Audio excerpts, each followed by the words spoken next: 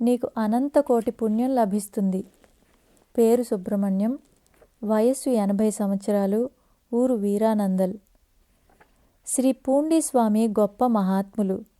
వారు కలశప్పాకంలో కొంతకాలం నివసించినందున కలశప్పాకం స్వామి అని, ఏటిలో వరద వచ్చినప్పుడు చలించక అక్కడ అలాగే కూర్చున్న కారణంగా ఆర్ట్రు స్వామి అని పిలిచేవారు.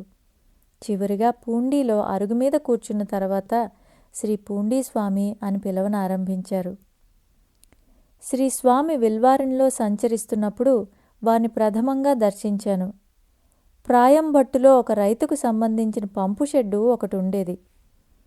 శ్రీ స్వామి ఆ షెడ్డు అరుగు మీద శయనించేవారు. నేను ఒక్కొక్కసారి వారక్కడ ఉన్న సమయంలో దర్శనం చేసుకునేవాణ్ణి. ఒక్కోసారి రాత్రి అక్కడే శ్రీస్వామి పడుకున్న అరుగు పక్కనే నిద్రించేవాణ్ణి. శ్రీస్వామి అప్పుడప్పుడు అర్ధరాత్రి లేచి కూర్చొని పట్నత్తారు, తాయు మానవార్ అనే మహాత్ములు చెప్పిన ఆధ్యాత్మిక విషయాలు నాకు బోధించేవారు. ఎప్పుడైనా అడవి, చెట్లు, వనాంతరాలు, ఓడ, దేహము మొదలైనవన్నీ ఉన్నవని చెప్పేవారు. వారు మాట్లాడే మాటలు కొన్ని సందర్భాల్లో ఎవరూ అర్థం చేసుకోలేకపోయేవారు. నేను శ్రీ స్వామిని 15 రోజులకొకసారి వారు ఎక్కడ ఉన్నా వెళ్ళి దర్శించుకునేవాణ్ణి. నేను ఉపాధ్యాయ వృద్ధి చేస్తూ సిద్ధవైద్యం కూడా చేసేవాణ్ణి.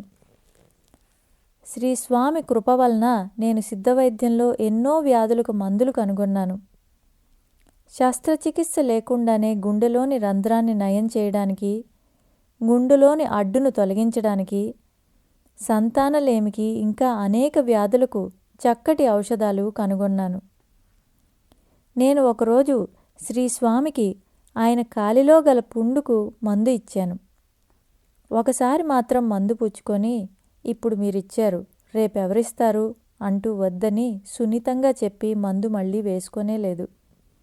ప్రేమ స్వరూపి అయిన శ్రీస్వామి నా మీద ప్రేమతో నన్ను సంతోషపరచడానికి మాత్రమే ఆ ఒక్కసారైనా ఔషధం పుచ్చుకున్నారు. ఆయనకు మందు ఇవ్వడం నా పూర్వజన్మ పుణ్యఫలం.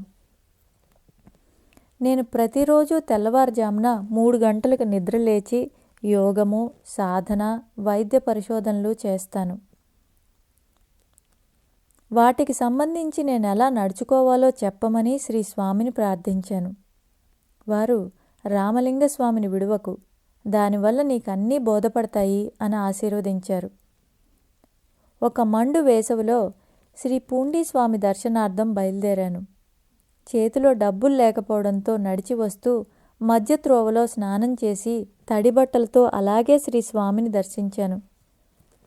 శ్రీ స్వామి నన్ను చూస్తూనే, రండి పుదిపాళ్యం ఆయన, చాలాసేపటి నుంచి నడిచి వస్తున్నట్టున్నారు అన్నారు ఎంతో ఆదరంతో.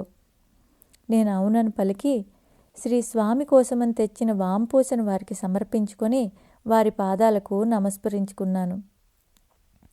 నేను ఏమి సమర్పించినా శ్రీ స్వామి చాలా ప్రీతితో ఆరగించేవారు. శ్రీ స్వామి నేను సమర్పించిన వాంపూస ఎంతో ప్రీతితో ఆరగిస్తున్న సమయంలో ఒక చిన్న ముక్క వారి చేతిలోంచి జారి క్రింద పడింది. క్రింద పడిన ఆ ముక్కను కూడా ఎంతో ప్రీతితో శ్రీ స్వామి తీసుకొని ఆరగించడంతో నాకు ఆశ్చర్యం అనిపించింది. స్వామి, క్రింద పడిన దాన్ని ఎందుకు తింటున్నారు? పోతే పోయింది కదా అన్నాను. శ్రీ స్వామి, అది కాదండి, ఈ ఏటి మన్నుకు వేరే మన్నును వేయాలి, మీకు తెలియదు అన్నారు. ఏటి మన్నును ఆత్మ అని, వేరే మన్ను అంటే ఆహారం అని శ్రీస్వామి ఉద్దేశమై ఉంటుందనుకున్నాను. శ్రీస్వామి చొక్కా మురికిగా ఉండేది. ఒక క్రొత్త చొక్కా కుట్టించుకు వచ్చేందుకు వారిని అనుమతించమని వేడుకున్నాను.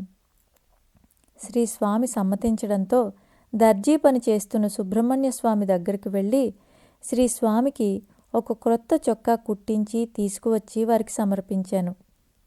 వారు దానిని ధరించి, నీకు అనంత కోటి పుణ్యం లభిస్తుంది అని ప్రేమగా ఆశీర్వదించారు. 1960వ సంవత్సరంలో నేను ట్రైనింగ్లో ఉన్నప్పుడు మా ఇంట్లో ఆస్తుల పంపకం విషయంలో వివాదాలు తలెత్తాయి. దస్తావేజులను తిరిగి వ్రాశారు. నేను శ్రీస్వామి దర్శనానికి వచ్చాను. శ్రీస్వామి నాతో, ఇప్పుడే ఏం జరగదు, ఇప్పుడెందుకు వెళతావు అన్నారు. నేను ఆ సమయంలో ఇంటికి ఇక వెళ్ళదలుచుకోలేదు. మా వాళ్ళందరూ నేను రానని మొండికేసినా బలవంతం చేసి ఇంటికి తీసుకెళ్లారు. నేను వారితో వాళ్ళు ఎక్కడ సంతకం పెట్టమంటే అక్కడ పెడతానని, కట్టుబట్టలతో బయటికి వెళతానని చెప్పాను. శ్రీ స్వామి చెప్పిన విధంగానే ఆ సమయంలో పని పూర్తి కాలేదు. నా దగ్గర ఒక కంపెనీ వాటాలుండేవి. వాటికి డివిడెండ్లు వస్తూ ఉండేవి.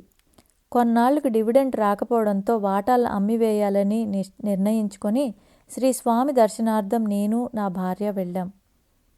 మేం నమస్కరించుకోగానే శ్రీ స్వామి మేం వెళ్లే పని పూర్తి కాదని చెప్పారు. వారు చెప్పినట్లుగా ఆ రోజు మా పని జరగలేదు. తర్వాత కొన్నాళ్లకి మేము ఆ వాటాలను అమ్మివేశాము. ఒకసారి తీవ్ర వైరాగ్యం వల్ల ఇక ఇంటికి తిరిగి రాకూడదని గట్టిగా నిర్ణయించుకొని ఇల్లు వదిలి శ్రీ స్వామి సన్నిధికి వచ్చాను. శ్రీ స్వామి నన్ను చూస్తూనే, ఒక రోడ్డు తూర్పు పడమరలుగా వెళ్తుంది, ఇంకొక రోడ్డు ఉత్తర దక్షిణాల దిశలుగా వెళ్తుంది. 2 రోడ్ల కూడల్లో ఒక పాఠశాల ఉంది. ఆ పాఠశాలకు ఒక తలారి వచ్చి ఒక మూలకు నిల్చొని చెప్పేవాళ్ళు ఉంటారు, వినేవాళ్ళు ఉండరని ఒకసారి దండోరా వేశాడు. అతనే మరోసారి వినేవాళ్ళు ఉంటారు, చెప్పేవాళ్ళు ఉండరని దండోరా వేశాడు. అటువంటి పరిస్థితుల్లో మీరొచ్చారు, మీకు అనంతకోటి పుణ్యం లభిస్తుంది అని ఆశీర్వదించారు. వారి మాటలు నాకు అర్థం కాకపోయినా వారి ఆశీర్వాదంతో ఎంతో ఆనందపడిపోయాను. కృపా స్వరూపి శ్రీ స్వామి. జ్యోతిలో శ్రీ స్వామి. పేరు చిన్నరాజ్, వయసు 71 సంవత్సరములు, ఊరు చెన్నై. నేను తమిళనాడు రాష్ట్ర ప్రభుత్వ తిరువళ్ళవరు రవాణా సంస్థలో కండక్టర్గా పనిచేసేవాణ్ణి. నా 44వ ఏట తిరువన్నమలైలోని మా బంధువుల ఇంట్లో జరిగే ఒక శుభకార్యానికి వెళ్ళాను. అక్కడ మాటల్లో శ్రీ పూండీస్వామి గురించి, వారి మహిమల గురించి విని నా 2 స్నేహితులతో కలిసి నేను శ్రీ స్వామిని దర్శించుకున్నాను. నేను వారిని దర్శించుకున్నది ఆ ఒక్కసారే. ఆ సమయంలో నేను స్వంత ఇల్లు కట్టడం మొదలుపెట్టాను. పునాదులు పూర్తయ్యే లోపలే చేతిలోని పైకమంతా అయిపోవడంతో అక్కడితో పని ఆపవలసి వచ్చింది. అప్పు చేసి ఇల్లు పూర్తి చేద్దామనుకున్నా ఏవో అవాంతరాలు కలిగి అప్పు కూడా సమకూడేది కాదు. మనసంతా చికాకుగా ఉండేది. నేను శ్రీ స్వామిని దర్శించుకొని వారికి కర్పూరంతో నీరాజనం ఇచ్చాను. నేను వారికి హారతి ఇస్తున్న సమయంలో ఆ జ్యోతిలో శ్రీ స్వామి శివతాండవం చేస్తున్నట్లు దర్శనమైంది.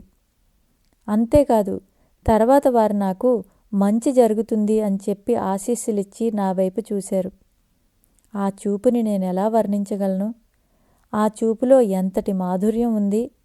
అది అనుభవించవలసిందే కానీ వర్ణింపనలవి కాదు.